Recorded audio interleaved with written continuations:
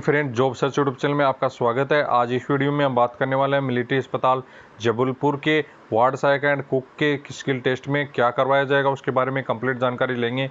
आपका skill test 1 नवंबर से start है और 6 नवंबर तक आपका स्किल टेस्ट चलने वाला है। बहुत ही ज़्यादा संख्या में कैंडिडेट को बुलाया गया है। आपने देखा होगा कि मैंने लिस्ट दिखाई थी पिछले वीडियो में, तो आप बहुत ही ज़्यादा संख्या में कैंडिडेट को बुलाया गया। सभी के एडमिट कार्ड आ चुके हैं, जो कि लिस्ट में जिनका नाम है। अभी आपको स्किल टेस्ट में क्या क्या करवाया जाएगा उसके बारे में कंप्लीट जानकारी इस वीडियो में लेंगे। पहले मैं आपको बता दूं कि जो स्किल टेस्ट है उसके कोई भी मार्क्स नहीं होते हैं, तो कैंडिडेट को ज़्यादा परेशान होने की बिल्कुल भी ज़रूरत नहीं है। जो भी आपने एग्ज़ाम में कर दिया है उसी के आधार पर आपका फाइनल मेरिट लिस्ट बनेगा। अभी काफ़ी कैंडिडेट मैसेज कर रहे थे कि सर इसमें इतने कैंडिडेट को क्यों बुलाया गया है, ये एक रिक्रूटमेंट रूल है, उसी के आधार पर आपको बुलाया गया है। और साथ में डॉक्यूमेंट आपके जो भी हैं वो चेक कर लिए जाएंगे और साथ में कैंडिडेट का अनुभव देखा जाएगा कि ये कैंडिडेट किस प्रकार से, कैसा कैंडिडेट है, कि कोई पागल कैंडिडेट तो नहीं है, मेंटल कैंडिडेट तो नहीं है जो कि पेपर तो पास कर लिया हो लेकिन वहाँ पे आपको बोलना ही नहीं आ रहा हो कैंडिडेट के लिए। इसलिए तो आपका स्किल टेस्ट लिया जाता है, न कि कोई इसका मार्क्स होता है और न ही कोई फेल करता है, क्योंकि मेंटल कैंडिडेट तो वहाँ पे कोई पहुँचने वाला नहीं है। लेकिन आप ये स्किल टेस्ट पास कर लेते हैं तो आपको फाइनल मेरिट लिस्ट आपकी जारी की जाती है। जो कि फाइनल मेरिट लिस्ट होती है वो आपके एग्ज़ाम के मार्क्स के आधार पर ही होती है। तो आपको स्किल टेस्ट में ना के बराबर चांस होते हैं कि जो कैंडिडेट को निकालते हैं, बहुत ही कम चांस ये होंगे कि आपको स्किल टेस्ट में निकाला जाएगा।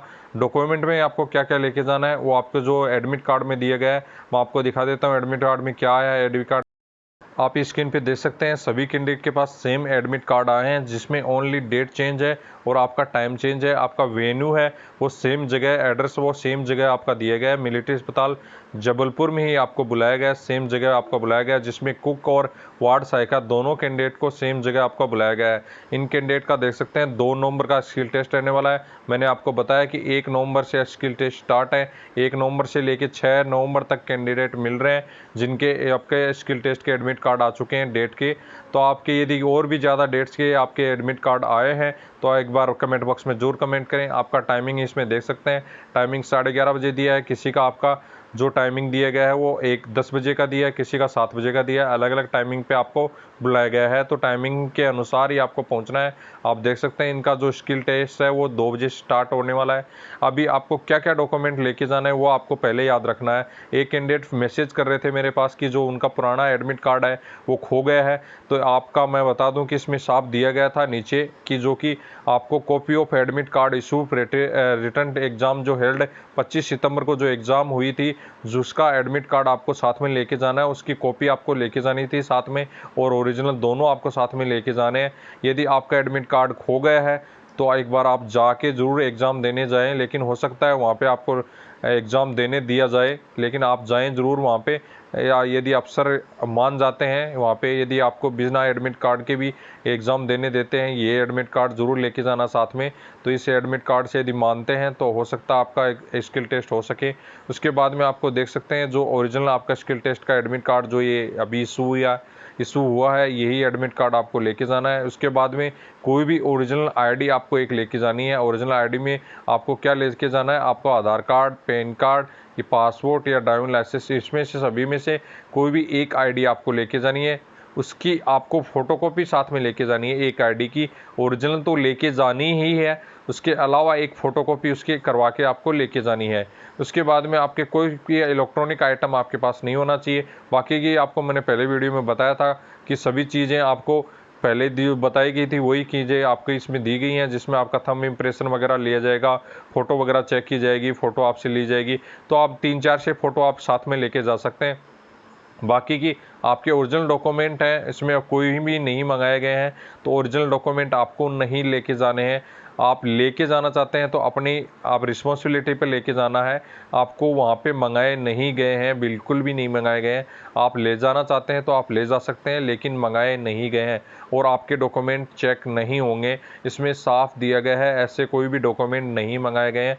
काफ़ी कैंडिडेट के मैसेज आ रहे थे कि आप क्या ओरिजिनल डॉक्यूमेंट साथ में लेके जाने हैं, तो इसमें कहीं भी नहीं लिखा हुआ है, और नहीं लिखा हुआ तब तक आप कहीं भी डॉक्यूमेंट ले जाने की ज़रूरत नहीं है। आपकी रिस्पॉन्सिबिलिटी है, लेके जाना चाहते हैं तो लेके जा सकते हैं। बाकी की यहाँ पे नहीं मंगाए गए हैं और नहीं चेक करेंगे। आपके जो चीज़ें मैंने बताई हैं वही चेक करेंगे। आपका जो पुराने वाला एडमिट कार्ड, और जो प्रेजेंट में ये एडमिट कार्ड आया ये, उसके बाद में एक आईडी की फ़ोटोकॉपी साथ में लेके जानी है। ये सभी चीज़ें आपको लेके जानी है। तो जो कैंडिडेट आपको बार बार में मैसेज कर रहे थे जो भी डॉक्यूमेंट के लिए, तो वो डॉक्यूमेंट के लिए मैंने बता दिए, ये 4 चीज़ आपको लेके जानी है। इसके अलावा अभी मैं बता देता हूँ स्किल टेस्ट में आपका क्या करवाया जाएगा। स्किल टेस्ट की बात करूँ तो मैं जो अभी लास्ट मंथ में अहमदनगर का जो स्किल टेस्ट हुआ था वार्ड सहायिका का, उसी के बारे में कुछ मैं आपको बता देता हूँ क्या क्या उसमें करवाया गया था। उसके बारे में जानकारी मैं पहले बता देता हूँ कि वही चीज़ें आपसे लगभग करवाने के चांसेस रहते हैं। वो सब चीज़ें उन पे डिपेंड करती है, प्रेजेंटिंग अफसर जो वाकई अफसर पे डिपेंडिंग करती है, उससे ज़्यादा भी आपसे पूछ सकता है। तो आप पूरी तरह प्रिपेयर होके जाएं। मैंने आपको बता दिया कोई भी आपके मार्क्स नहीं होते हैं। यदि कहीं भी आपको कोई भी क्वेश्चन पूछा जाता है और आपको बेझिझक आपको ये बताना है कि आपको कुछ आता है तो ज़रूर बताना है, और इसमें नहीं आता है तो आधे से ज़्यादा कैंडिडेट ऐसे ही हैं जो कि आपके कहीं भी आपके हॉस्पिटल में काम नहीं किए हुए हैं। तो आपको बिल्कुल भी ऐसा झिझकना नहीं है कि सर इसके बारे में मुझे नॉलेज नहीं है। आपको यही बोलना है और ज़्यादा कुछ भी नहीं बोलना है। क्यों आपको ज़्यादा डरने की ज़रूरत नहीं है, आपके कोई भी स्किल टेस्ट के मार्क्स नहीं है।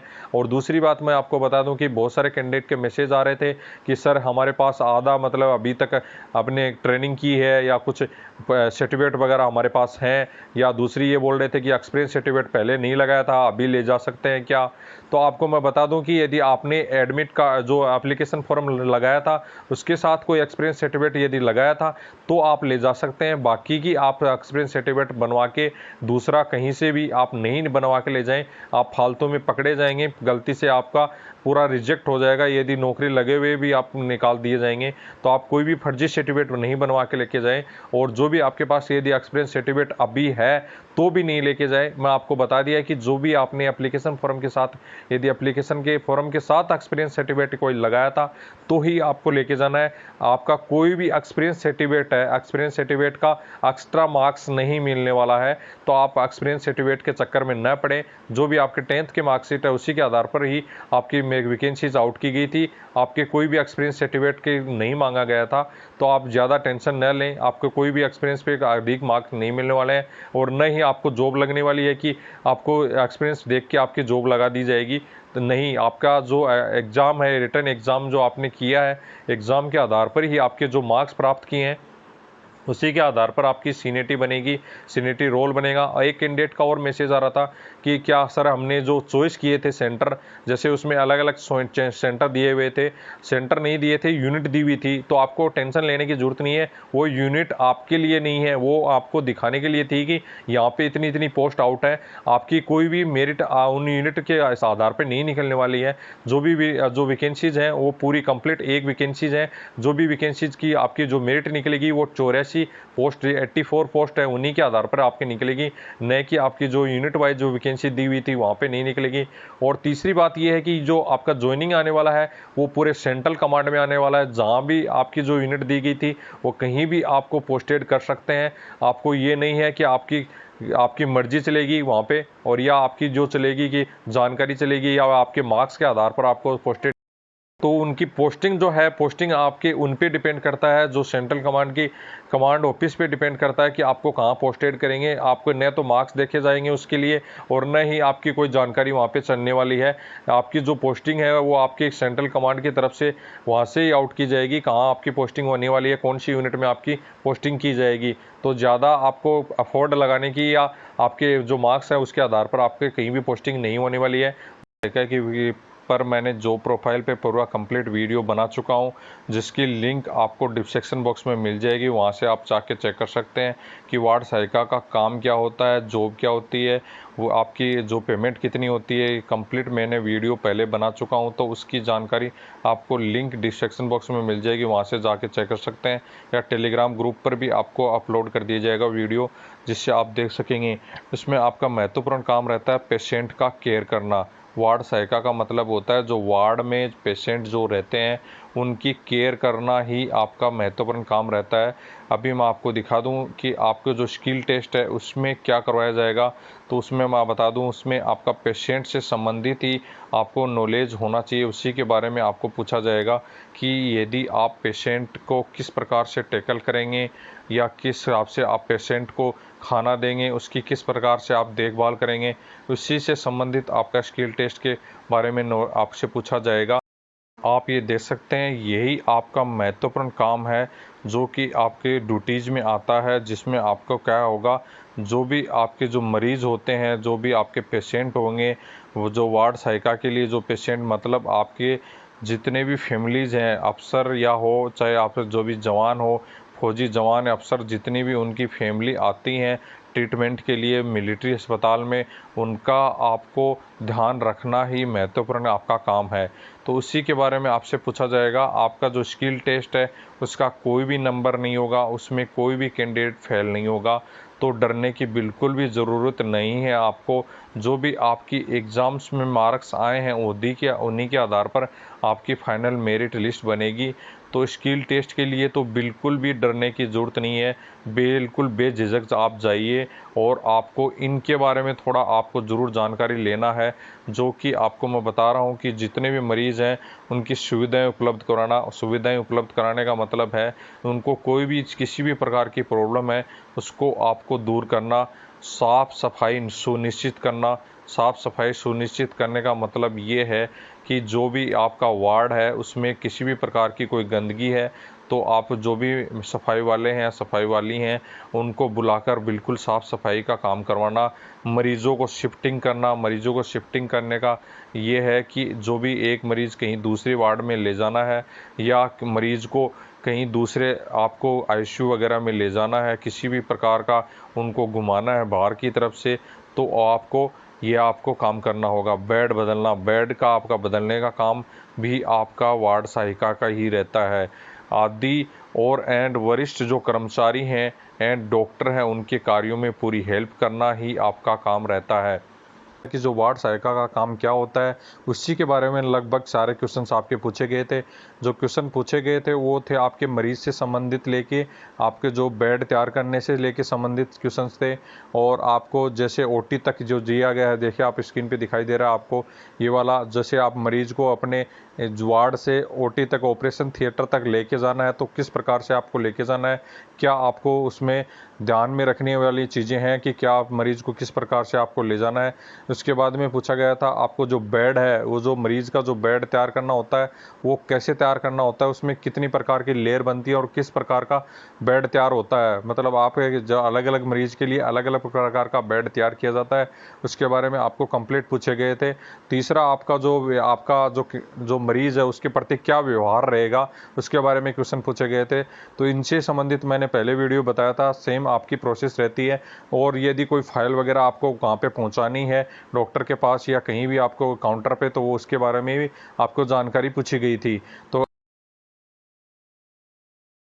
जय Hind friends, job search YouTube channel में आपका स्वागत है। आज इस वीडियो में हम बात करने वाले हैं मिलिट्री अस्पताल अहमदनगर में आज जो वार्ड सहायिका और कुक का स्किल टेस्ट हुआ उसके बारे में कंप्लीट जानकारी रहने वाले हैं, कंप्लीट रिव्यू आप लेने वाले हैं, जिसमें वार्ड सहायिका में कैसे क्वेश्चन पूछे गए थे, कितने कैंडिडेट बुलाए गए थे, उनका फाइनल रिजल्ट कब तक आएगा, और चंडी मंदिर का रिजल्ट है वार्ड सहायिका का वो कब तक आएगा, उसके बारे में कंप्लीट जानकारी इस वीडियो में लेंगे। तो वीडियो को कंप्लीट देखिए।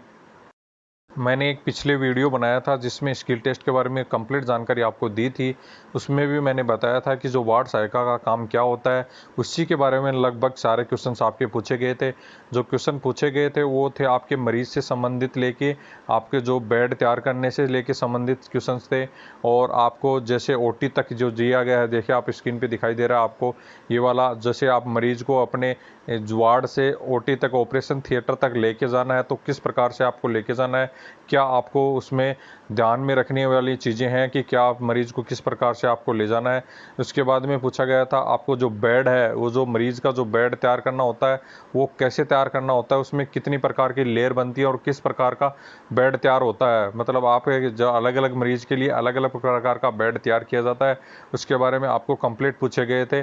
तीसरा आपका जो मरीज़ है उसके प्रति क्या व्यवहार रहेगा उसके बारे में क्वेश्चन पूछे गए थे। तो इनसे संबंधित मैंने पहले वीडियो बताया था, सेम आपकी प्रोसेस रहती है। और यदि कोई फाइल वगैरह आपको कहाँ पे पहुँचानी है, डॉक्टर के पास या कहीं भी आपको काउंटर पे, तो वो उसके बारे में भी आपको जानकारी पूछी गई थी।